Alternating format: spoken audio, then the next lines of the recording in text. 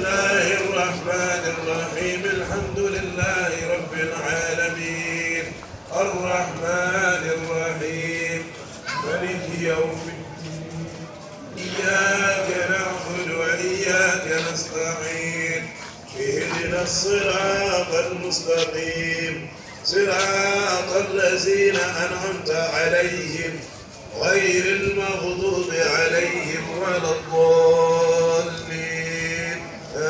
الله من الشيطان الرجيم بسم الله الرحمن الرحيم الحمد لله رب العالمين اللهم صل على سيدنا محمد وعلى آل سيدنا محمد وسلم اللهم صل على سيدنا محمد الفاتح لما أغلق والخاتم لما سبق ناصر الحق بالحق والهادي إلى صراطك المستقيم وعلى آله حق قدره ومقداره العظيم سبحان ربك رب العزة عما يصفون وسلام على المرسلين والحمد لله رب العالمين.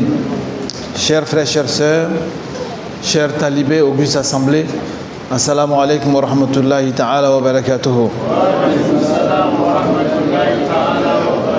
Alhamdulillah, nous rendons grâce à Allah subhanahu wa ta'ala, Allah qui nous a donné ce vendredi, en plus de tous les vendredis qu'Allah nous fait grâce pour qu'on arrive à être rétribué dans ces vendredis-là en faisant la prière de Jumu'ah. Et après, on va faire la Hadratul Jumu'ah, des invocations que tous les Tidjani font les vendredis. Et comme vous le savez, après tous les vendredis, après la prière de Maghrib, il y a un dars qu'on fait. Aujourd'hui, nous allons parler de la crainte de Dieu et du repentir sincère. Chers frères, chères sœurs,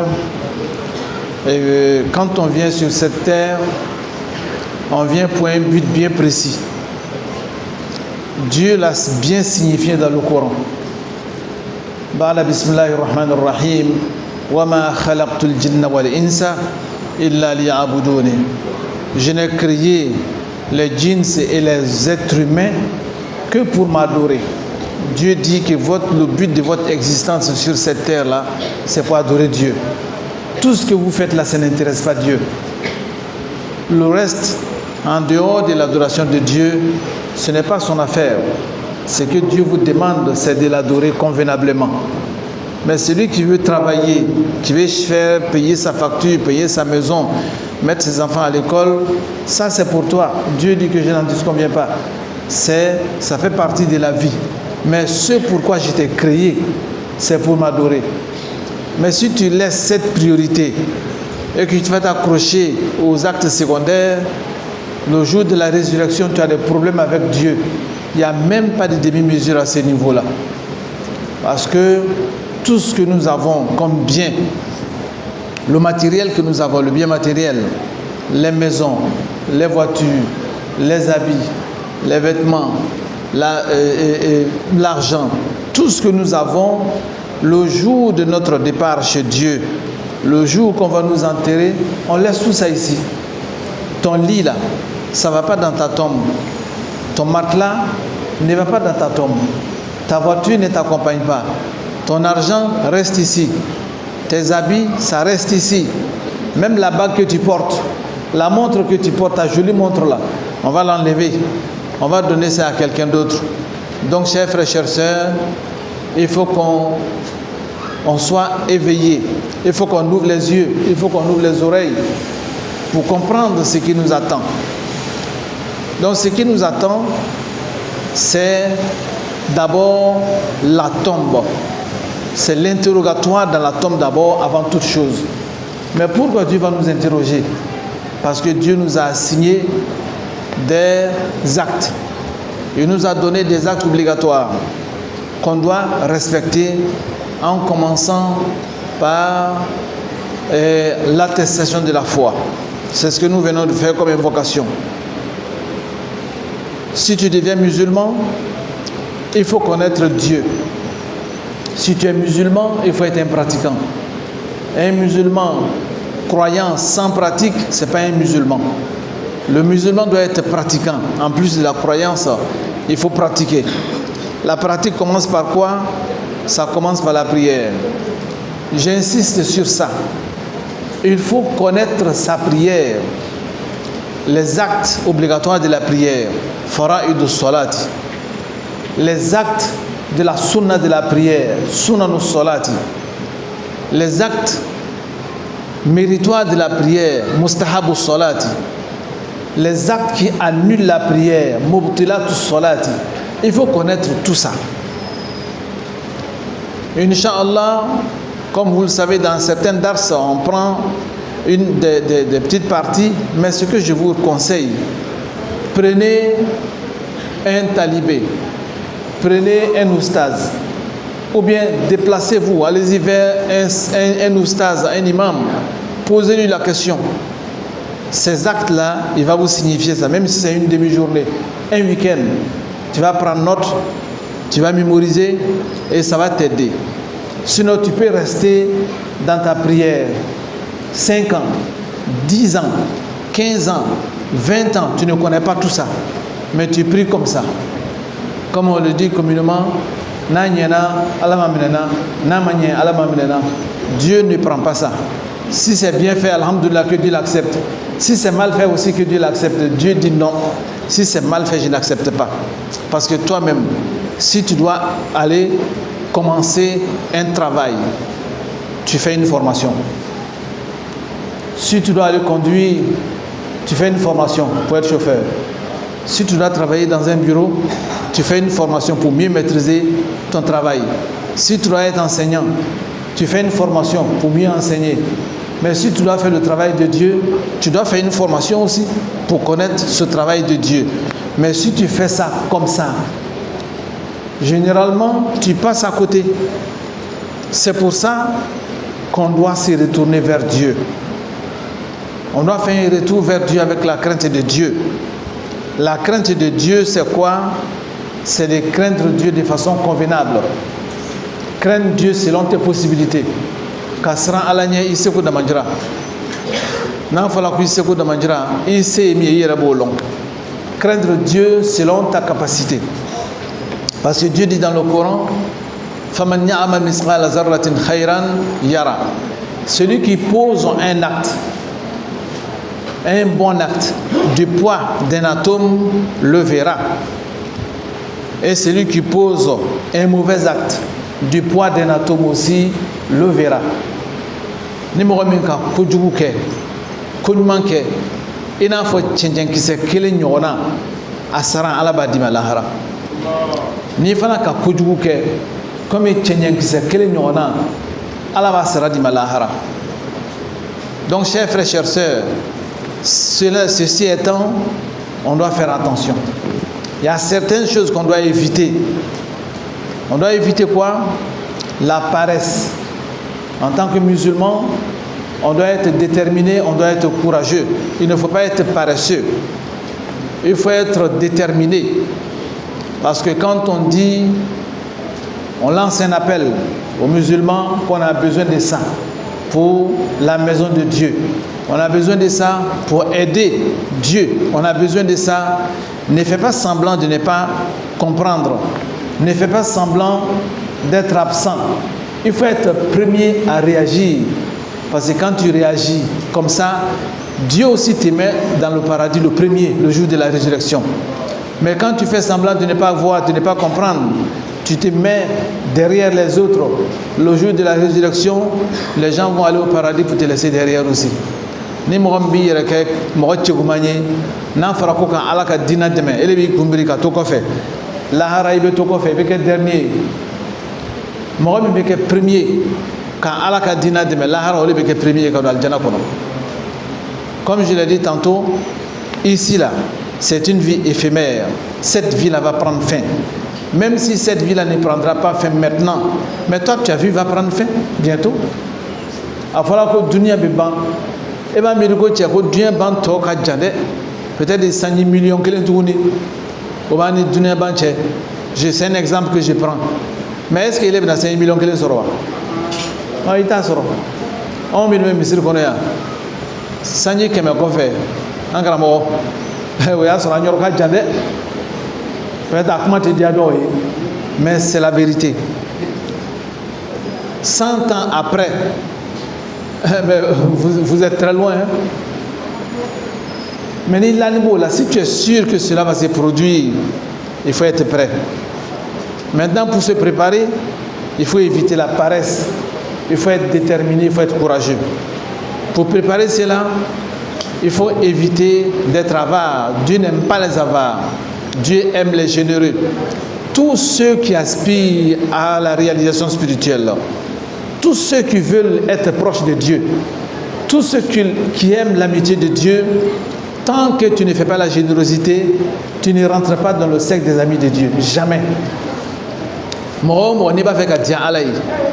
Kake ala dianya modoyi ele tike ka gbele ibe nafla seli ibe zikru ke ibe bara beke metro me kele ele tadi mooma angara mo ite kala teri.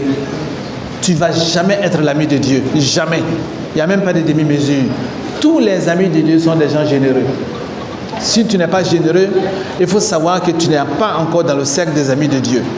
Chers frères, chères sœurs, il faut éviter cela. Il faut éviter aussi la colère excessive. À chaque fois, c'est toi qui es fâché. À tout moment, tu es en colère. Quand on regarde ton visage, même on a peur de toi. À tout moment, tu es prêt à attaquer. Si tu vois ça, ça montre la petitesse de la foi de la personne. Quelqu'un qui a un visage